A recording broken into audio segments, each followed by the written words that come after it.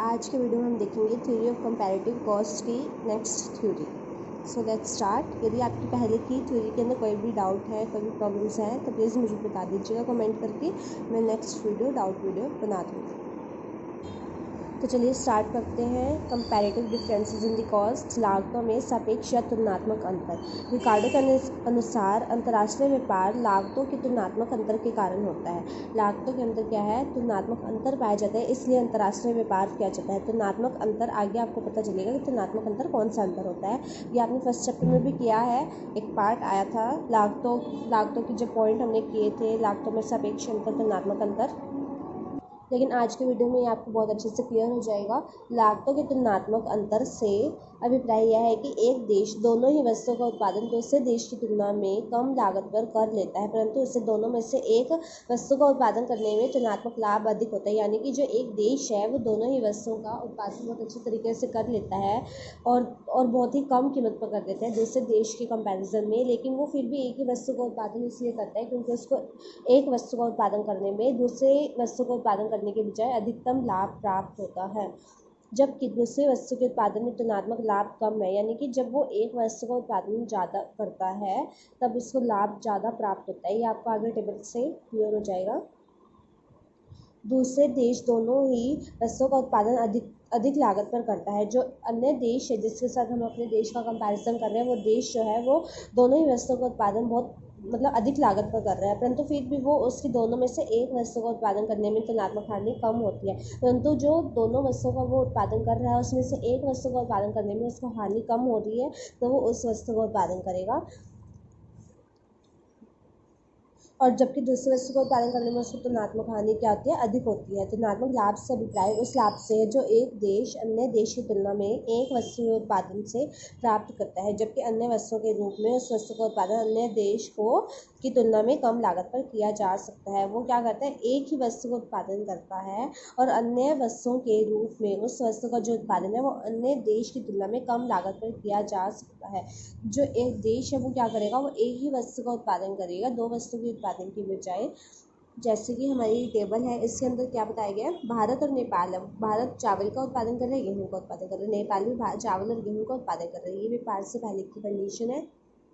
तो इसके अंदर क्या है? भारत जो है वो चावल और गेहूं का उत्पादन जो है वो नेपाल की तुलना में दोनों का ही उत्पादन अधिक मात्रा में कर रहा है। लेकिन और नेपाल क्या है? वो दोनों ही मात्रा में भारत की तुलना में कम ज़्यादा लागतों पर कर रहा है दोनों ही वस्तुओं का उत्पादन। लेकिन उसको अगर वो गेहूं का उत्पादन अधिक मात्रा में करता है तो उसको कम हानि होगी। यदि वो चावल का ही उत्पादन करता है खाली तो उसको ज़्यादा हानि होगी। ठीक है, तो वो क्या करेगा? अपने जो चावल के सोर्सेज हैं जो उसने चावल में लगा रखे हैं वो क्या करेगा? वो गेहूं में लगा देगा जिससे उसको कम हानि हो।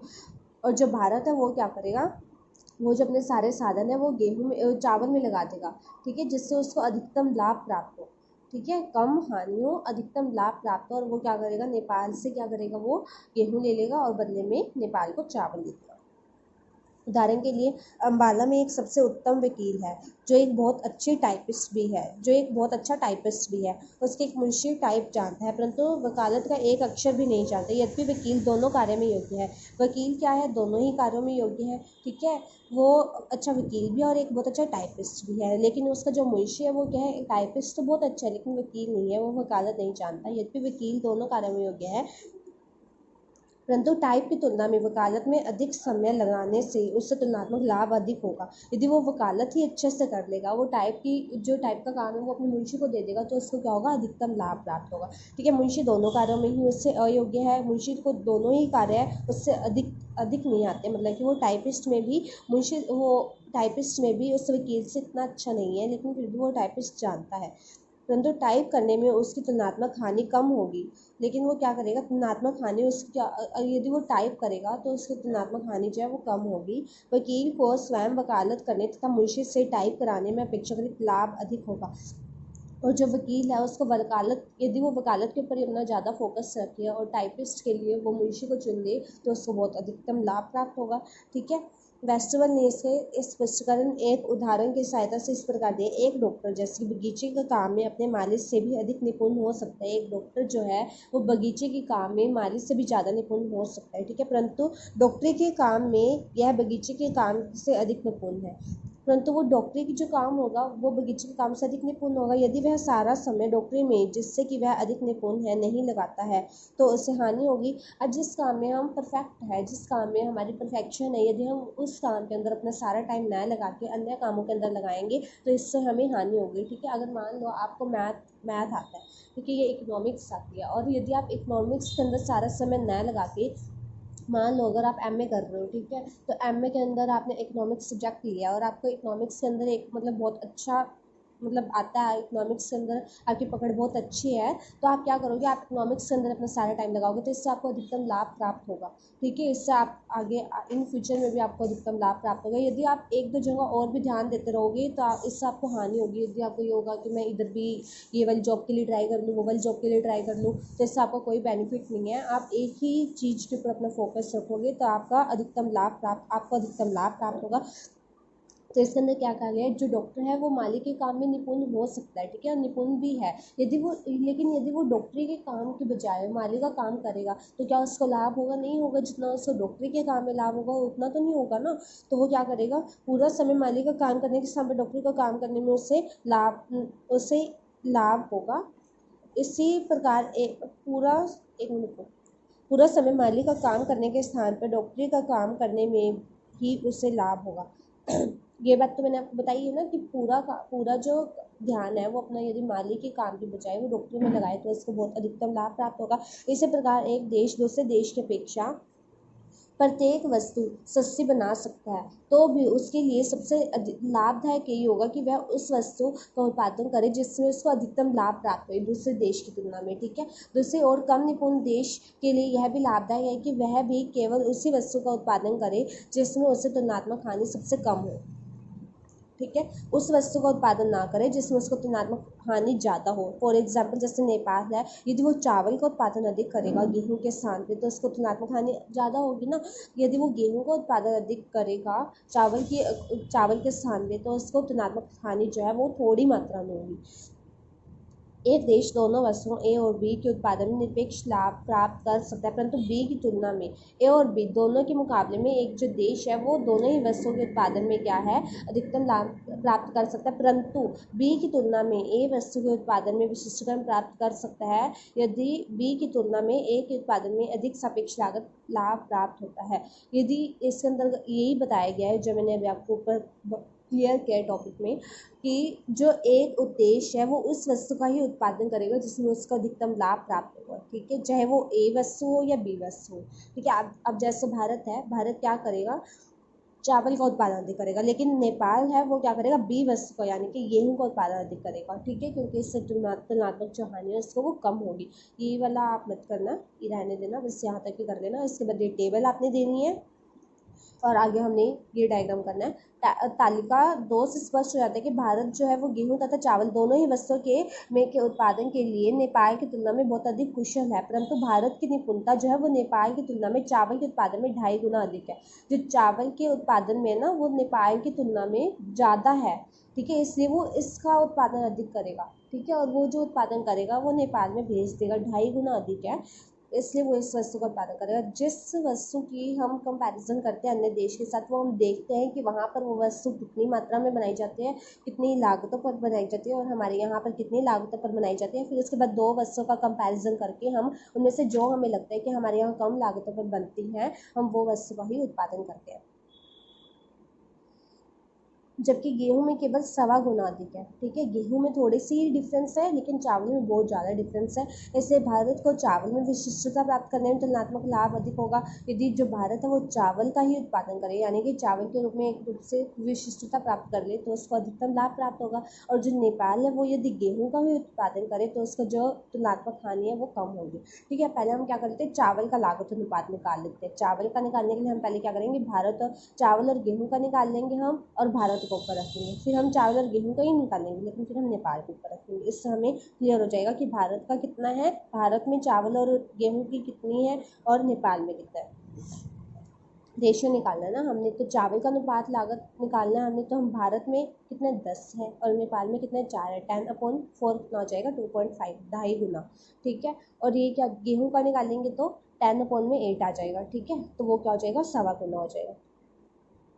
अब हम क्या करते हैं, अब हम उपरोक्त उदाहरण से स्पष्ट होता है कि भारत में चावल का लागत अनुपात गेहूं की तुलना में अधिक है। चावल का जो लागत अनुपात है वो गेहूं की तुलना में अधिक है ना भारत में, ठीक है। इसलिए भारत को गेहूं की अपेक्षा चावल के उत्पादन में अधिकतम तुलनात्मक लाभ प्राप्त होगा। इससे हम अनुपात निकाल के हम क्या करते हैं, दो देशों के बीच में हम अनुपात निकाल लेते हैं और जिसके अंदर हमें लगता है कि हमें ज़्यादा बेनिफिट होगा हम उस वस्तु का ही उत्पादन करते हैं, ठीक है। अतः भारत चावल का ही उत्पादन करेगा। इसी प्रकार हम यह सिद्ध करते हैं कि नेपाल के को गेहूं के उत्पादन में कम तुलनात्मक हानि होती है, ठीक है। अब गेहूं के उत्पादन में कम तुलनात्मक हानि होती है, तो इसको हमने बताना है कि हमें कैसे कम तुलनात्मक हानि होती है। तो हम क्या करेंगे, पहले हम गेहूं का निकाल लेंगे, फिर हम चावल का निकालेंगे। पहले हमने यहाँ चावल का क्यों लिया था, क्योंकि हमें लाभ अधिकतम हो रहा था, तो हमें लाभ के बारे में बताना था, लेकिन हमने गेहूं का भी निकालना था। अब हमें यहाँ पे तुलनात्मक हानि के बारे में बता रहा है कि किसमें कम होनी है, तो हम पहले गेहूं का ले लेते हैं, फिर चावल का ले लेते हैं। पहले हम नेपाल रखेंगे, फिर भारत 8/10.8, ठीक है। फिर नेपाल और भारत, ठीक है, उल्टा हो जाएगा ना, ये 4/10 हो जाएगा, 8/10 हो जाएगा, 4/10.4, ठीक है। इससे हमें पता चल रहा है कि कौन से वस्तु के उत्पादन में हमें तुलनात्मक हानि जो है वो कम होती है।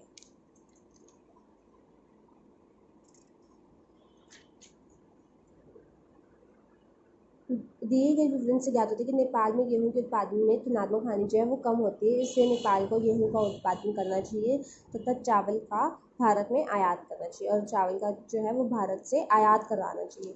मतलब कि नेपाल को क्या करना चाहिए, भारत से चावल मंगवा लेना चाहिए, और भारत को क्या करना चाहिए, नेपाल से गेहूँ मंगवा लेना चाहिए। अब जो आगे क्या दिया गया है ना, तुलनात्मक लागत सिद्धांत के अनुसार दोनों देशों में व्यापार होगा। इसका कारण यह है कि भारत में 10 इकाइयाँ चावल है तो 10 इकाइयाँ गेहूँ के इक्वल है ना। 10 इकाइयाँ जो चावल है वो 10 इकाइयाँ गेहूँ के इक्वल है भारत में। और लागत उत्पादन अनुपात कितना हो जाएगा, 10:10 1:1 हो जाएगा ना। नेपाल में कितना, 4 इकाइयाँ चावल किसके बराबर है, 8 इकाइयाँ गेहूँ के बराबर है, ठीक है। 4 इकाइयाँ चावल और 8 इकाइयाँ गेहूँ, वो किसके बराबर हो जाएगा, 4/8, 1/2, 1:2 आ जाएगा। तालिका 2 के अनुसार भारत में 1 इकाई गेहूँ 1 इकाई चावल के बराबर है। तालिका 2 से हमें क्या पता चलता है कि जो 1 इकाई गेहूँ है ना वो 1 इकाई चावल के बराबर है। देखो जैसे हमने यहाँ पे क्या था ना, भारत में जैसे 10 इकाइयाँ चावल है, 10 इकाइयाँ गेहूँ के बराबर है, तो अगर 1 इकाई चावल होगी तो वो 1 इकाई गेहूँ के भी बराबर होगी ना, ठीक है। ये दोनों इक्वल है। तो और नेपाल में 1 इकाई जो चावल है वो किसके बराबर है, 2 इकाई गेहूँ के बराबर है। जब दोनों देशों में व्यापार होता है तो भारत को 1 इकाई चावल के बदले में यदि 1 इकाई से अधिक गेहूँ मिल जाए, अब देखो भारत का जो, अगर भारत अपने देश में ही भारत में ही उत्पादन किया जाता है, तो भारत में क्या है, 1 इकाई गेहूँ है वो 1 इकाई चावल के बराबर है, और नेपाल में क्या 1 इकाई चावल 2 इकाइयाँ गेहूँ के बराबर है। यदि भारत को चावल का उत्पादन करता है, यदि भारत, ठीक है, और 1 इकाई चावल के बदले में यदि उसको 1 इकाई से अधिक गेहूँ मिल जाता है, ठीक है, अगर वो भारत में ही रह के उत्पादन करेगा तो उसको 1 इकाई गेहूँ ही होगा, ठीक है। यदि उसको 1 इकाई से ज़्यादा गेहूँ मिल जाते हैं तो वो क्या करेगा, वो अपने देश में उत्पादन न करके वो भारत से आयात कर देगा सामान का, ठीक है। 1 इकाई से अधिक गेहूँ मिल जाए तो भारत को लाभ होगा, और यदि नेपाल को 1 इकाई चावल लेने के लिए 2 इकाइयों से कम गेहूँ देना पड़े, यानी कि क्या है, 1 इकाई चावल लेने के लिए 2 इकाइयाँ, 1 इकाई चावल जो है नेपाल में, यदि 1 इकाई चावल किसके बराबर है, 2 इकाइयों गेहूँ के बराबर है ना, तो यदि नेपाल ने 1 इकाई चावल लेने हैं और उसको 2 इकाइयाँ गेहूँ से कम देना पड़े, ठीक है। अगर अब देखो नेपाल यदि उत्पादन करता है चावल का और गेहूँ का, खुद नेपाल में रह के यदि उत्पादन होता है चावल और गेहूँ का व्यापार से पहले, ठीक है, तो नेपाल क्या करेगा, 1 इकाई चावल बनाएगा और 2 इकाइयाँ गेहूँ बनाएगा, ठीक है। यदि नेपाल जो है वो खाली गेहूँ बना ले, ठीक है, अगर वो गेहूँ बनाता है, ठीक है, तो उसको चावल का आयात करना पड़ेगा ना। तो यदि नेपाल जो है वो चावल का आयात करता है और बदले में वो क्या दे देगा, गेहूँ दे देगा भारत को, और यदि उसको 1 इकाई चावल के बदले में 2 इकाइयों से कम गेहूँ देना पड़े तो उसको अधिक बेनिफिट होगा ना, क्योंकि यदि वो उत्पादन करेगा तो उसको 2 इकाइयाँ गेहूँ देनी पड़ेगी, ठीक है, 1 इकाई चावल के बदले में। यदि उसको कम गेहूँ देना पड़े तो उसको भी हानि कम होगी, 2 इकाइयों से कम गेहूँ देना पड़े तो उसके लिए भी तो हाँ लाभदायक होगा ना ये, ठीक है। तालिका 2 से ज्ञात होता है कि अंतर्राष्ट्रीय व्यापार के कारण जहाँ चावल की 6 इकाइयों का अधिक उत्पादन होगा वहाँ गेहूँ की 2 इकाइयों का कम उत्पादन होगा। ये देखो कहाँ, तो अब देखो हमने क्या किया, जहाँ तालिका से ज्ञात होता है कि अगर हम चावल का उत्पादन अधिक करते हैं ना तो हमें क्या होगा, 6 इकाइयाँ यदि हम चावल की बढ़ाते हैं तो हमें 2 इकाइयाँ गेहूँ की त्याग करनी पड़ेंगी, ठीक है। 6 इकाइयों का अधिक उत्पादन होगा तो वहाँ गेहूँ की केवल 2 इकाइयों का ही कम उत्पादन होगा, सिर्फ 2 इकाइयों का, ठीक है। अन्य शब्दों में कुल उत्पादन में 4 इकाइयों की वृद्धि होगी जिससे दोनों देशों को लाभ होगा। कि देखो अगर व्यापार करते हैं हम, ठीक है, तो ये 20 हो जाएगा और ये 16 हो जाएगा। ठीक है, हमने यहाँ पे कितनी इकाइयाँ छोड़ी, कितनी इकाइयाँ हमें छोड़नी पड़ेंगी। अब देखो यहाँ पे हमें प्लस का पॉजिटिव 10 हुआ ना, 10 गुना बढ़ गया हमारा चावल का उत्पादन, लेकिन क्या हो गया, माइनस में 10 हो गया। ठीक है, और हमारा यहाँ पे क्या हो गया, हमने क्या किया, चावल का जो उत्पादन था ना वो हमने क्या किया, नेपाल वालों ने क्या किया, भारत से आयात कर लिया। ठीक है, तो हमने क्या कर दिया कि जो चावल के अंदर लगे हुए थे ना वो गेहूं के अंदर लगा दिए। चावल वाली जो श्रमिक हमने गेहूं में लगाए तो गेहूं का उत्पादन बढ़ के डबल हो गया, ये 0 हो गया।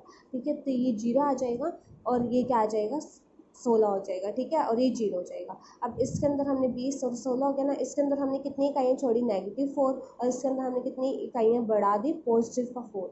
तो ये कितना हो गया, पॉजिटिव 6 हो गया, यानी कि चावल का उत्पादन हमारा कितना हो गया, 6 गुना बढ़ गया एक तरीके से। ठीक है, और गेहूं की हमने कितनी इकाइयाँ छोड़नी पड़ी, हमें 2 इकाइयाँ। तो हमें बेनिफिट कितना हुआ, 4 गुना ज़्यादा बेनिफिट हो गया हमें, यानी कि हमने 2 इकाइयाँ गेहूं के, सिर्फ और सिर्फ 2 इकाइयाँ गेहूं की छोड़ने पर हमें चावल की 6 इकाइयाँ प्राप्त होती है। ठीक है, इससे हमें क्या हो गया, 4 इकाइयों की वृद्धि हो गई जिससे दोनों देशों को ही लाभ होगा। इस प्रकार प्रत्येक देश को ऐसी वस्तु के उत्पादन में विशिष्टता प्राप्त करनी चाहिए जिसमें उसका तुलनात्मक लाभ अधिकतम हो या तुलनात्मक हानि जो कम से कम हो। एक ही बात है, या तो हमें तुलनात्मक लाभ बहुत ज़्यादा हो या फिर तुलनात्मक हानि जो वो बिल्कुल लोएस्ट टर्म पर हो। ठीक है, अतः भारत जो है वो गेहूँ का तथा नेपाल चावल का उत्पादन करेगा। इन्होंने ये उल्टा लिख दिया, जो भारत है वो चावल का उत्पादन करेगा और नेपाल गेहूं का उत्पादन करेगा। ठीक है, ये बाय मिस्टेक उन्होंने लिख दिया, कि आप सही कर लेना अपनी बुक में।